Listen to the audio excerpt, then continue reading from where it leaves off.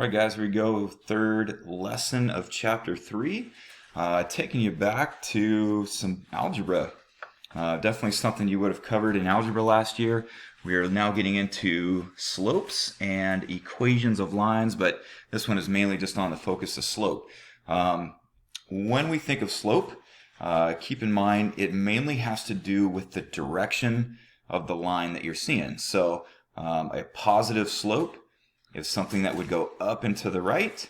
A negative slope would have something that would go down and to the right. One thing to keep in mind also about lines is a slope is the same no matter where you are on the line. So anywhere you put your pen down on this line, the slope is the same. It never changes no matter where you are. So to get the slope, all you ever need are any 2 points on the line. And what we're checking for is what is the change in our y values doing? And what is the change in our x values doing? If we look at the slope of this line, what we're looking for is how far did it go up and how far did it go over? So one of the common phrases you often hear on this is rise over run. That might sound familiar to you. So it's like, how far did we go up? That would be the change in our y values. And then how far do we go over to the right? And that would be the difference in our x values. So this is where we get this formula for slope. We use the letter m to represent the word slope. Don't know why. That's just always been the case. But the formula that we're focusing on is what we were just talking about, the difference in your y values over the difference in your x values. So we do our y coordinate minus the other y coordinate, and then the x coordinate minus the other x coordinate. The one thing that really matters when you do this formula is it doesn't matter which one of these points you want to use as your x1 and y1. The other one can be your x2 and y2, as long as you are consistent on top and bottom. If you're going to do on top this y value minus this y value, then on bottom you have to go the same direction and do this x minus this x. Right, and you could totally switch all that around as long as you do the same thing on bottom that you did on top. We got to go the same direction, right? So the little subscripts where it says y sub 2, y sub 1, again, that's just referring to which y value you're looking at. So this would be like saying your second y minus the first y. So these first couple here have already been done for you just so you could see how the formula works and have it as an example in your notes.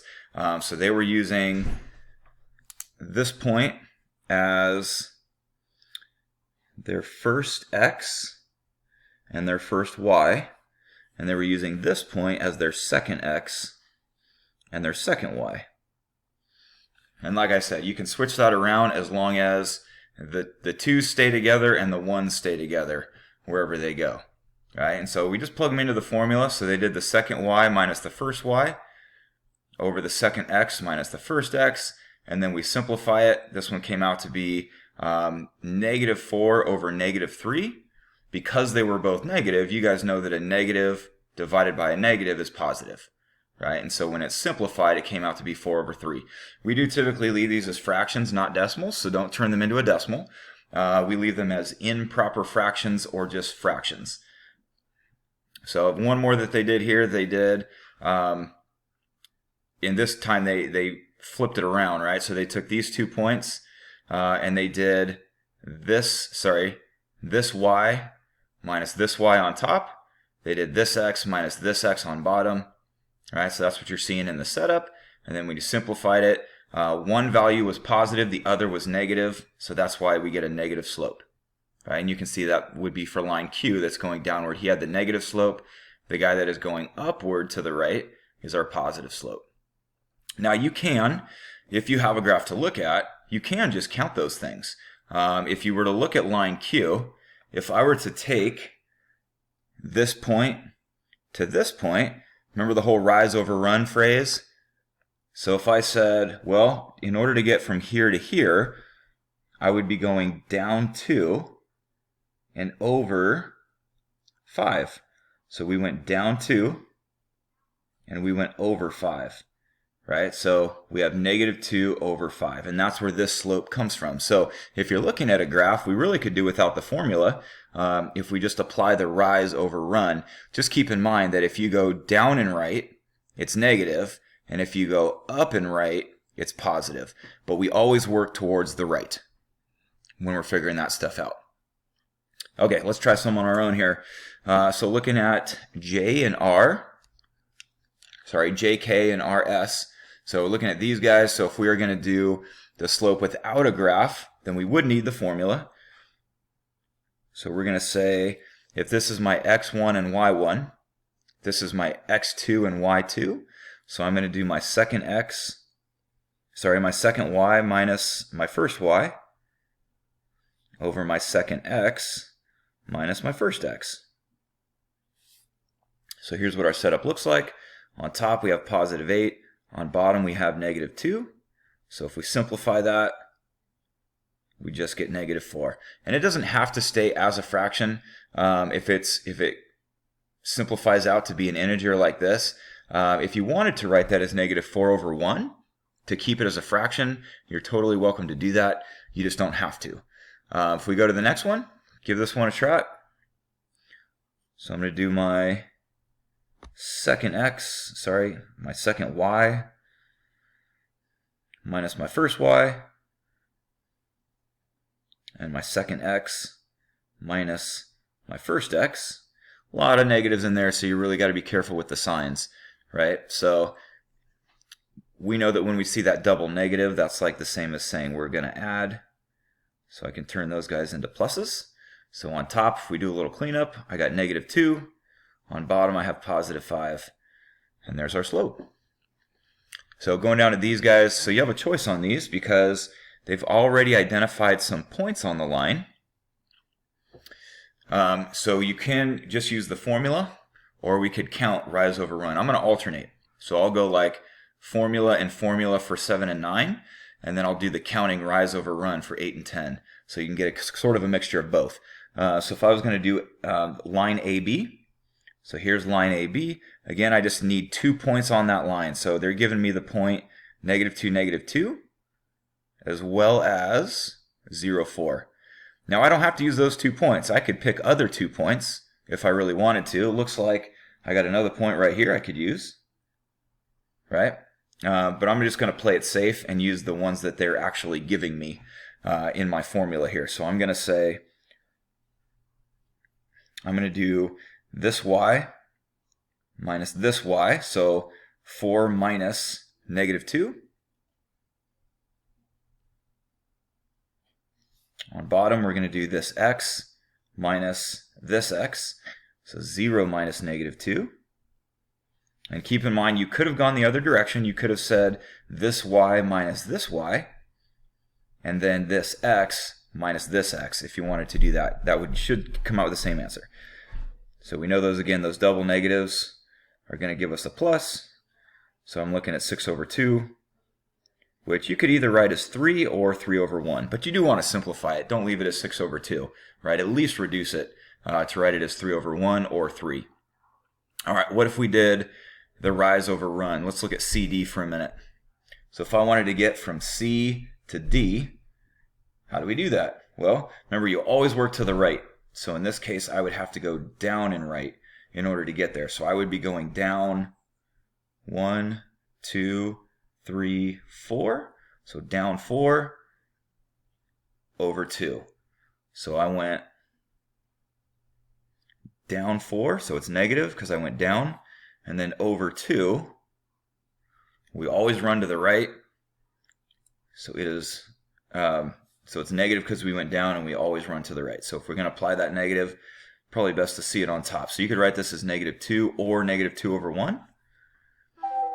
And you'll notice we could that slope is consistent all the way through. It goes down 2 over 1, down 2 over 1, down 2 over 1, and it's consistent as I go through the entire graph. Down 2 over 1. All right, let's try one more here with the formula. So for EM, I just need the 2 points on that line. And what do we notice about EM? So EM and AE are 2 special cases.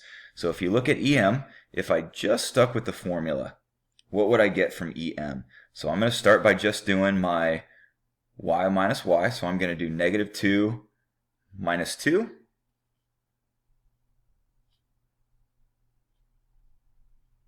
There's my y's. My x's, I'm going to do 4 minus 4. And already, hopefully something stands out to you about this. There's an issue here. 4 minus 4 is 0. So at this point, we have to recognize, what is any number divided by 0? It's not 0. So if you said 0, don't say 0. It's okay to have 0 on top of a fraction, just not okay to have it on bottom. In fact, if you grab your calculator and type in negative 4 divided by 0, it's going to say error, because you can't do that. So anytime there's a 0 on bottom, or anytime that it's a vertical line, like this one is, there is no slope. Or you can say it's undefined. Those are kind of the two things thrown out there for vertical lines. We either say it's no slope, or you can say it's undefined. But let's look at our other special case, which is the horizontal line. So if we went from A to E, again, I'm going to start out by just doing my y minus y on top. So negative 2 minus negative 2.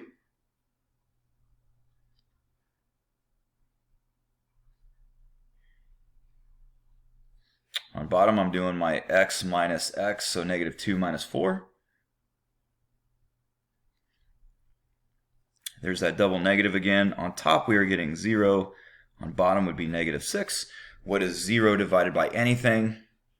It is 0. So this one does have a slope. It is simply 0.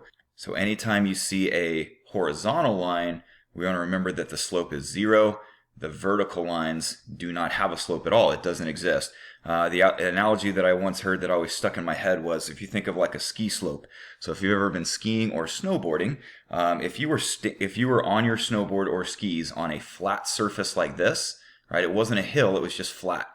Well, you could stand there, you just wouldn't go anywhere, right? Because the slope is 0. However, could you even be on a slope if it was a vertical line? Would that even exist? That would be a cliff, right? You would be falling at that point. That would not be good. But so in a vertical line, the slope does not even exist. You can't even be there. You can't be on it because it does not exist.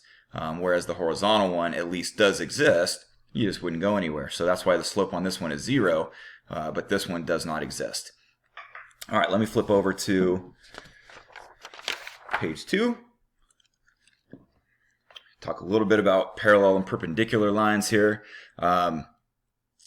So one thing to remember about parallel lines is parallel lines have the same slope. So we've already talked about parallel lines this chapter, and so we want to remember that parallel lines never intersect, and the reason they never intersect is because they have the same slope, right? So they're running the same direction, which is what the slope does, right? It determines the direction of your line. So if they have the same slope, that means they're running the same direction, and therefore they're parallel. They would never intersect. Lines that are perpendicular, those are the ones, remember, that form the right angle. So these guys do intersect, but they intersect to make a right angle. So kind of two ways to tell that the lines are perpendicular by looking at their slopes. One is, if you were to multiply their slopes together, the product, the outcome, would be negative 1. The other way to look at perpendicular slopes is that they are opposite reciprocal. Let me show you what I mean by that. If I had a slope that was, let's say, 2 over 3, and another slope that was negative 3 over 2, right? These guys are opposite reciprocal slopes. Opposite meaning they have opposite signs. One's positive and one's negative. Reciprocal meaning that the second one is flipped over from this one, right? If I took 2 over 3 and flip it, becomes 3 over 2. So these are opposite reciprocal slopes. But you'll notice that their product is negative 1. If I multiply those together, if I did 2 over 3 times negative 3 over 2, right? If you multiply those two numbers together, you get negative 1. So kind of two different ways we can tell or look at determining perpendicular lines.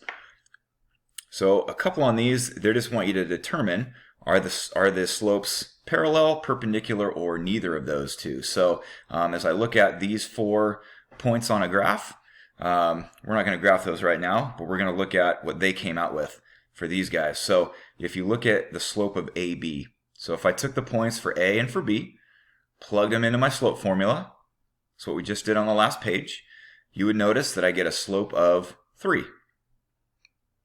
If we did the same thing for points C and D, plug those into my slope formula, I come out with 1 over 2. Well, if you look at these, they're obviously not the same slope. 3 does not equal 1 over 2, so they're not parallel. Are they perpendicular?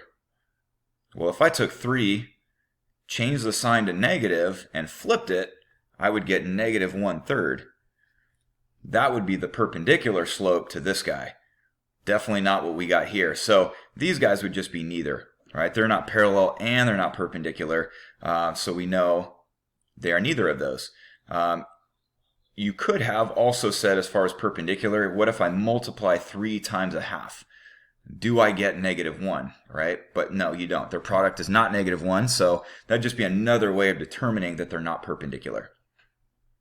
Okay, so what we're going to do is we're going to take a look at some of these guys. And so they're going to ask us, what's the relationship here between MN and RS? So I'm going to first take MN, plug that into my slope formula. So I'm going to do y minus y over x minus x. And so for MN, the slope would be 1 over 2. And let's compare that to RS. So my slope is y minus y over x minus x. Coming out with 3 over 6. If I reduce, I get 1/2. Since both slopes are the same, we know that these lines are parallel. All right, so keep in mind the symbol that you're going to see for parallel is this. So oftentimes you'll see this symbol used instead of the word, right? But same thing. All right, so we're going to get a little practice down here on some of these problems by doing a little graphing. So they're going to ask us to graph a line with a slope of 4, and it has to pass through the point 6, 2. So when you're graphing these guys, you always want to start with the actual point, and then we use the slope second to see where we go from there, because this is not a point on the graph. This could be anywhere where a line has a slope of 4. So what I'm going to do is start by just putting a point on 6, 2, which would put me right here. So here's 6, 2.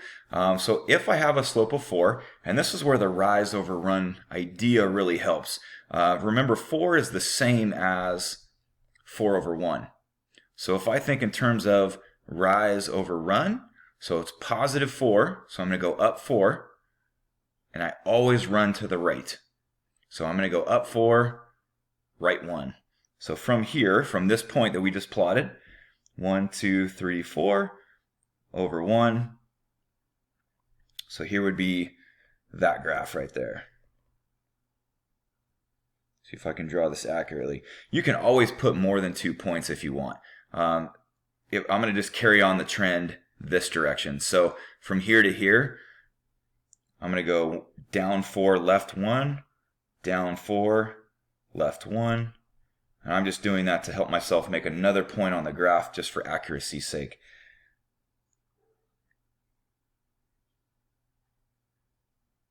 So there we go. So that would take care of number 5. Would look like that. So what if we wanted to graph a line that passes through point H? So this one's going to pass through 8, 5. So I'm going to go, let's see, this was 6, 7, 8, 1, 2, 3, 4, 5. So I'm going to put a point right here. And all we know is that it is perpendicular to this other line. So in order for me to know where to go from here, I need a slope. But all they're telling me is that it's simply perpendicular to this one. So what is the slope of AG? So if I did my y minus y, negative 2 minus 6,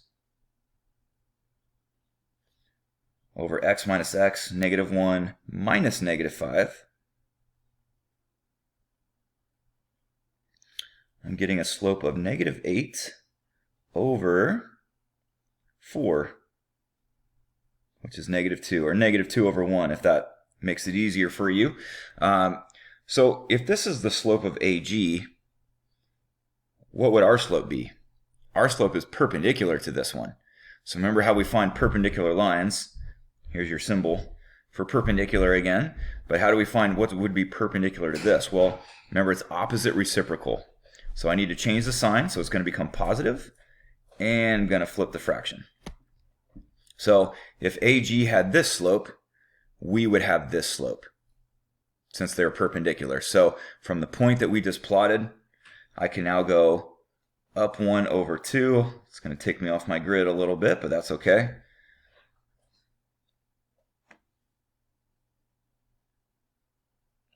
So there's my line. And again, just for accuracy's sake, you can always use the slope to make multiple points. So just like I went up 1 and right 2, I could go down 1, left 2, so I should have been right here. Down 1, left 2, so you can see how this was not very accurate because I didn't make multiple points. I would just do that for graphing purposes, just to help make a graph straight.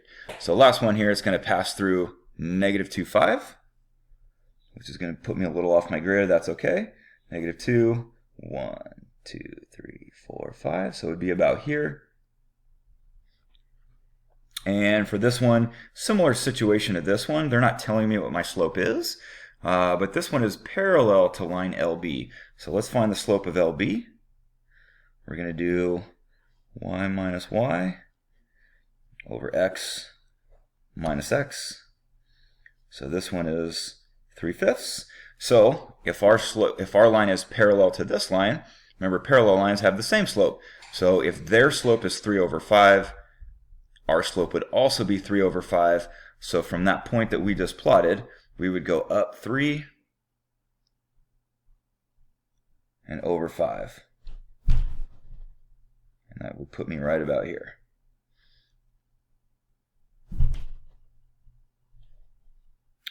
All right, so that is it for section 3.